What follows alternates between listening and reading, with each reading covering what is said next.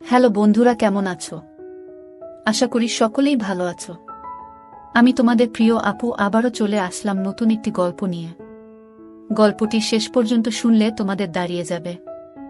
আমি হাসান। কলকাতা থেকে দূরে এক অজপাড়াগাঁয়ে আমি আমার বাবা আম্মার সাথে থাকি। আমার বাবা একজন ব্যবসায়ী ও গ্রামের চেয়ারম্যান। বয়স 56। আম্মার বয়স 33। 15 বছর বয়সে আম্মার বাবার সাথে বিয়ে হয়েছিল। আমার এখন বয়স 18। আম্মা তানিয়া বেগম আর 5টা গ্রামের মেয়েদের মতো, কিন্তু খুবই লাজুক ও বোকা। আম্মাকে জ্ঞান হবার পর থেকে এখনো উঁচু গলায় কথা বলতে শুনিনি। আর বাবাকে তো বাঘের মতো ভয় পায়। আমি খুবই ভালোবাসি আম্মাকে। আম্মা তার চেয়ে বহুগুণ ভালোবাসে আমায়। আজ পর্যন্ত কখনো কড়া গলায় আমায় কিছু বলেনি মা।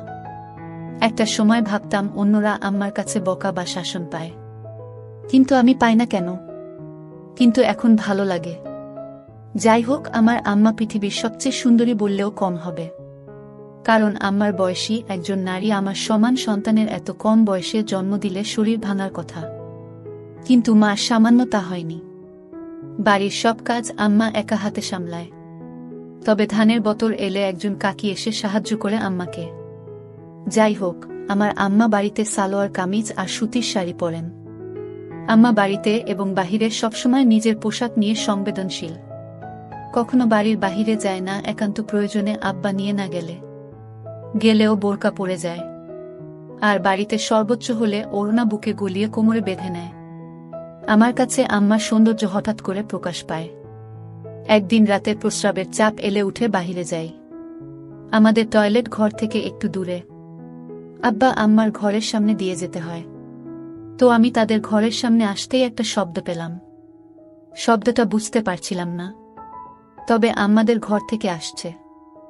ভালো মন্দ বিচার না করে কৌতূহলী হয়ে এগিয়ে জানালার কাছে এসে দাঁড়াতেই শব্দ কিসের বুঝতে পারি। কাঠের খাটে কচকচ শব্দ হচ্ছিল। আমার বুঝতে বাকি নেই কিসের কারণে শব্দ। কখনো আব্বা আম্মাকে খারাপ নজরে দেখিনি, কিন্তু কেন জানি না সেদিন আমি সব যেন গুলিয়ে ফেলি। জানালায় হাত দিয়ে দেখি বন্ধ ভিতর থেকে। তাই হতাশ হলাম। কিন্তু হঠাৎ নজর পড়ল জানালার পাশ দিয়ে টিনের জোড়ায় কিছুটা ফাঁকা দিয়ে ভিতর থেকে আলো আসছে। আমি তাড়াতাড়ি চোখ রাখি তাতে। এরপর যা দেখলাম তা ছিল আমার রক্ত গরম করা দৃশ্য। আমি ওটা ভুলেই প্রচণ্ড প্রস্রাব পাওয়ায় দৌড়ে টয়লেটে যাই। প্রস্রাব করে এসে আর একবার চোখ রাখলাম, কিন্তু এবার মনে একটা বজ্র পড়ল। আম্মার ওপর এখনো আব্বা শুয়ে আছে, কিন্তু আমার চোখ দিয়ে টপটপ করে পানি পড়ছে মাটিতে। এটা দেখে আমার বুকে প্রবল আঘাত পেলাম। আম্মা কাঁদছে কেন? আম্মাকে প্রথম কাঁদতে দেখে আমার অস্থির লাগছিল। ইচ্ছে করছিল বুকে জড়িয়ে জিজ্ঞেস করি কেন কাঁদছ, কিন্তু পারলাম না। এদিকে আব্বা উঠে পড়ল আম্মার উপর থেকে। আম্মা তখন এগিয়ে আসছিল দরজার দিকে। আমি তড়িঘড়ি করে দৌড়ে নিজের ঘরে গিয়ে দরজা হালকা ভিড়িয়ে উকি দিলাম। আম্মা ঘর থেকে বের হয়ে বাহিরে পুকুরের দিকে যাচ্ছে। আমার খুব ইচ্ছে করছিল আম্মার গোসল করা দেখা, কিন্তু সাহস করে উঠতে পারিনি। আম্মা ভেজা শরীরে আবার ঘরে ঢুকল। আমি সেরাতে হাত দিয়ে নিজেকে শান্ত রাখলাম।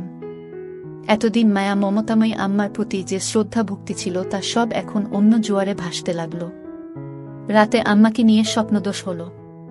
পরদিন সকালে ঘুম থেকে উঠে দেখি আম্মা উঠোনে ধান শুকাচ্ছে।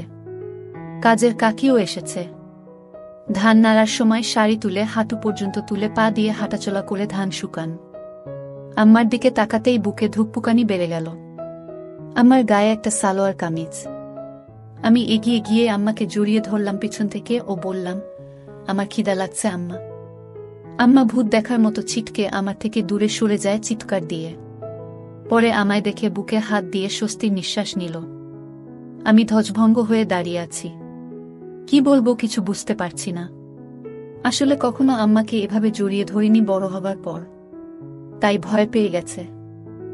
ওদিকে কাকি হা করে তাকিয়ে আছে বিষয়টা বোঝার জন্য। আম্মা তখন আমার জীবনের অন্যতম অবাক করা কাণ্ড ঘটালো।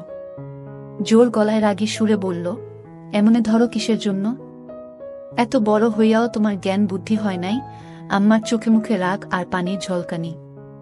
আমি ভয় পেয়ে গেলাম আম্মার এই রূপ দেখে। আম্মা আমায় তার প্রতি মনোভাব পুরো পাল্টে দিল। আমি প্রচণ্ড কষ্ট নিয়ে মুখ চোখে পানি নিয়ে মাথা নিচু করে ঘরে চলে গেলাম। তখন বাহিরে শুনতে পেলাম কাকি বলছে, কিরে বুড়ি, তোর কি হয়েছে? জীবনে যে পোলারে একটু গলা উঁচ কইরা কথা কষ নাই, আইস কি কইরা এমনে বকলি? আমার কোনো প্রত্যুত্তর পেলাম না। মন খারাপ করে সেই যে ঘরে ঢুকেছি আর বের হইনি। ঘুমিয়ে পড়েছি। দুপুরে হঠাৎ একটা শব্দে ঘুম ভাঙল। ঘুম ভাঙতেই চমকে শোয়া থেকে উঠে বসে পড়ি। আম্মা আমার পাশে বসে অকাতরে কেঁদে চলেছে ফুপিয়ে ফুপিয়ে। আমি, কি হয়েছে আম্মা? কান্দেন কেন? কি হয়েছে কন আমারে? আম্মা আমায় বুকে জড়িয়ে ধরেই কাঁদতে লাগলো ও বলে উঠল, আমারে মাফ কইরা দাও বাবু। আমি আইজ আমার বাবুরারে বকা দিছি। তুমি মন খারাপ কইরো না সোনা, রাগ কইরো না। আমি সকালের আম্মার সাথে এই আম্মাকে মেলাতে পারছি না। আম্মা পরনে সকালের পোশাকই, তবে ঘাম ঝরানো শরীরে এখনো ধান লেগে আছে। আমার বুকে আমার মাথা, ঘামের গন্ধ খারাপ হয়, কিন্তু মায়ের গায়ে নাকি এক তৃপ্তি স্নেহের ঘ্রাণ থাকে। আমিও তাই পেলাম। আম্মা কান্না থামাতে আমি আম্মার হাত ধরে বললাম, আপনি আমার আম্মা, আপনার ওপর আমি রাগ কেন হমু? আপনি বকবেন না তো কে বকবো আমারে? ভুল করছি তাই বকছেন। আম্মা বলল, আমার মনটা খারাপ আছিল ময়না, তাই মাথায় কাম করতাছিল না বইলা তোমারে বকছি। আমারে মাফ কইরা দিও পরাণ। আমি, আপনি এইসব বইলেন না আম্মা, আমি আপনারে ভীষণ ভালোবাসি। আপনি এমন করলে আমি কষ্ট পাই। আপনার ওপর আমার কোনো রাগ নাই, কাইন্দেন না দয়া কইরা। আম্মা কান্না থামল কিছুটা। তখন বললাম, আমার খিদা লাগছে আম্মা। আম্মা, হসো না, এই তো আসো আমার লগে। আমার পোলারা সকাল থেকে কিছু খায় না, কি মুখ পুরি আমি। আমি আম্মার মুখ চেপে থামিয়ে বললাম, এইসব কইবেন না আম্মা, আমার কষ্ট হয়। বলে আমি কি এক সাহসিকতায় জানি না আম্মারে ছোট্ট একটা হামি দিয়ে বসলাম। সেকেন্ডের জন্য আমিও স্তব্ধ হয়ে গেলাম, কিন্তু আম্মার খানিক কোনো বিরূপ প্রতিক্রিয়া ছিল না। উল্টো আমায় অবাক করে আমার গালেও দিয়ে আমার সোনানা বলে বুকে জড়িয়ে ধরল। আমি আকাশ পাতাল এক হওয়ার মতো অবস্থা হয়ে গেলাম। আসলে কখনো এমন কিছু ঘটেনি এর আগে। সাধারণ তোমার সন্তানের এ ধরনের আচরণ স্বাভাবিক, কিন্তু আমাদের বিষয়টা ভিন্ন। এত বড় হয়েছি কখনো এমন করিনি কেউ। হঠাৎ করা একটু অস্বাভাবিক, কিন্তু আম্মার কাণ্ডেও আমি অবাক। আম্মা আমার হাত ধরেই বিছানা থেকে নেমে নিয়ে বাহিরে ও উঠোনে একটা পাশে গাছের নিচে বসিয়ে দিল। আমি কুলি করে বসলাম। আম্মা তখন ভিতরে গিয়ে প্লেটে করে খাবার আনল, আমায় খাইয়ে দিল নিজ হাতে। মাঝে হঠাৎ আবার কেঁদে দিল আমার দিকে চেয়ে আমার গালে হাত রেখে। আমি, আবার কান্তাছেন? আপনি এসব ভুইলা যান। আমি না আপনার পোলা, আমারে ভালোবাসেন বইলাই তো বকছেন, নাইলে বকতেন না তো।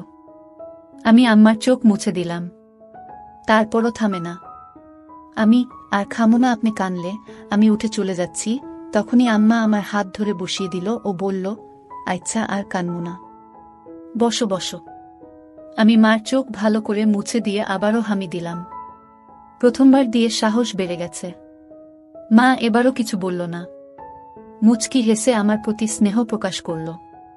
আমি বুঝলাম মা অপরাধ বোধে আবেগী হয়ে গেছে বলে এই আচরণ। যাই হোক, স্বাভাবিকভাবেই নিলাম। খেয়ে উঠে গোসল করে এলাম নদী থেকে। বাড়িতে ঢুকে দেখি আম্মা গোসল করে কাপড় নাড়ছিল উঠানে। গায়ে একটা নীল শাড়ি, ভেজা চুলে গামছা বেঁধে খোপা করে কাপড় নাড়ছে। তখনই আরেক কাহিনী ঘটল। আমার চোখ আটকে গেল মার পেটে। জীবনে মার দিকে এভাবে তাকাইনি বলেই হয়তো এত সুন্দর আমার নজর এড়িয়ে গেছে এতদিন। আমি তাকিয়ে আছি একধানে পেটের দিকে। মা তখন আমায় দেখে ফেলে ও তাড়াহুড়া করে পেট ঢেকে ফেলে। আমার খুব লজ্জা পেল বিষয়টাতে। বিব্রত হলাম মার কাছে ধরা পড়ে, কিন্তু মা কিছু বলল না। কয়েকদিন চলে গেল। হঠাৎ আরেকদিন রাতে উঠে টয়লেটে যাই। তখন আবার আম্মার কণ্ঠ ও খাটের কচকচ শব্দ পেয়ে থমকে যাই। কেন জানি না ভুলেই গেছিলাম এই বিষয়টা। এই দুদিনের কথা ভেবে নিজেকে একবার গালি দিলাম, কেন দেখলাম না। রীতিমতো জানালার পাশের ফাঁকায় চোখ রাখতেই আবার সেই দৃশ্য। আম্মার চোখে মুখে ঠিক আগের মতোই নিরস চাহনি। একদম নিস্তেজ লাশের মতো পড়ে আছে, আর আব্বা আপমনে কাজ করে চলেছে। আমি আর সামলাতে পারলাম না, ওখানেই হাত দিয়ে শান্তি করে নিলাম। কাজ শেষে আব্বা আগের মতোই উঠে দাঁড়িয়ে যায়। আব্বাকে দেখে আজ এক প্রকার রাগ হলো। কেন এই বুড়ো যে আমার আম্মার মতো এক রূপবতীকে পায় তা আমার বুদ্ধিতে আসে না। এই বুড়োর সাথে এমন মেয়ে বয়সী নারীকে মানায় না।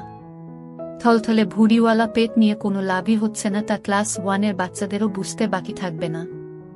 আম্মা খাট থেকে নেমে আঁচল ঠিক করতে লাগল।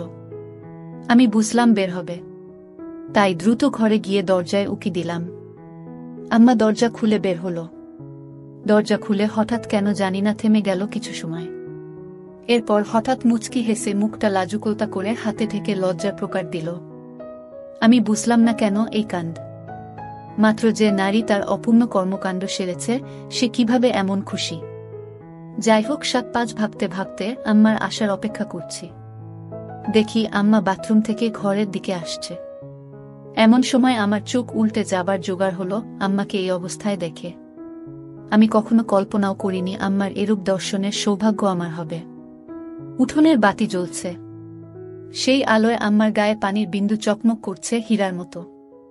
হঠাৎ আম্মা তার ঘরের সামনে এসেই থেমে গেল। আমার দিকে আম্মার মুখ, আচমকা হাত তুলে আর মোড়া ভাঙার মতো করল, আর তার জন্য আরো ভালো লাগছিল। হঠাৎ আবার ঘুরে দাঁড়াল আম্মা। এটা দেখে আমার হুঁশ হারাবারই অবস্থা। আম্মা ঘরের ভিতরে ঢুকে গেল।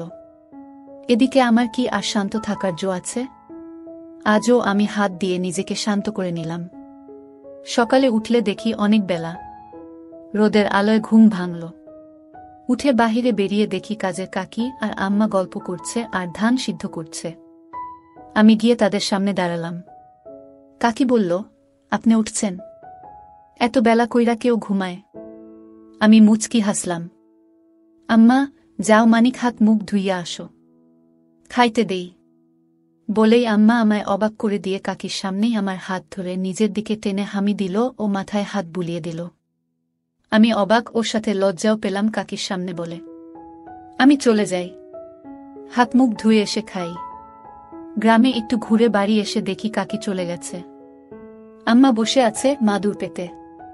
আমি, আম্মা, এমনি কইরা মাইনসের সামনে এসব দেন কেন? আম্মা খিলখিল করে হেসে দিল ও বললইস, শরম পায় আমার মানিক। কেন খারাপ লাগে? আমি খারাপ কেন লাগব? কিন্তু মাইনসের সামনে এইসব ভালো লাগে না। আপনি আর এমন করবেন না। আম্মা, ইচ্ছা ময়না আর করুন না। এখন কি খাইবা? আমি মনে মনে বলি তোমাকে খাবো, কিন্তু তা তো আর বলা যাবে না। তাই বললাম, আপনি আমারে ভাত খাওয়াই দিবেন আম্মা? আম্মা, দিমো না কেন? আমি এখনই আইতাছি। আম্মা ভিতরে গিয়ে খাবার নিয়ে এলো। বসার সময় বলল, এই গরমে এইসব বস্তু পিণ্ডা আছো কেন?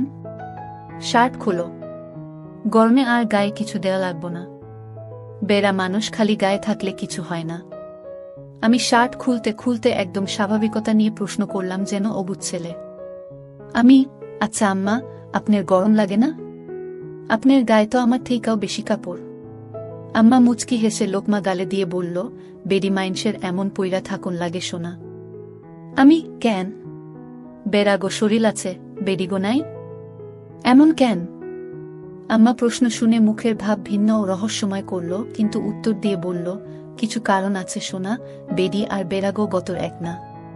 তুমি খালি গায়ে থাকলে কোনো কিছুই হইব না, কিন্তু আমি খালি গায়ে হইলে সবাই ফেলফেল কইরা চাইয়া থাকব।